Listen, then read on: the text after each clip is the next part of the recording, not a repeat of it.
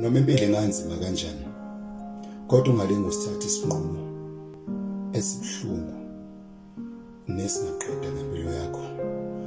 Noma izimo zingadluli, kodwa ungasithatha isinqumo esibi phezu kwempilo yakho.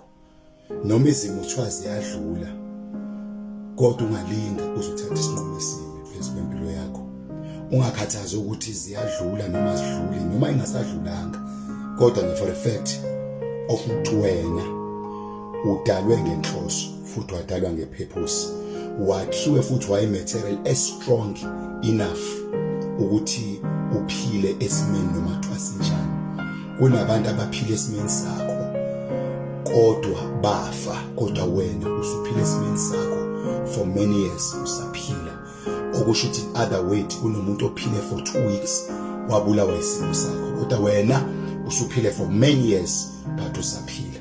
Empilweni understand day one ukuthi empilweni bonke abanye abantu kunabantu abafisa ukuphila lempilo ephilayo, abafisa ukufana nawe, abafisa ukuphila la uphila khona. Kunawe ufisa ukuphila la kuphila khona abanye abantu. Impilo nje injalo bafowethu, wena lempilo oyifunayo akayifuni lo muntu oyiphilayo, ufuna le yakho, ufisa ukufana nawe. So nje empilweni vele uphile mntaka baba nje, ungasithathi isinqumo esinzima ngempilo yakho. God bless you.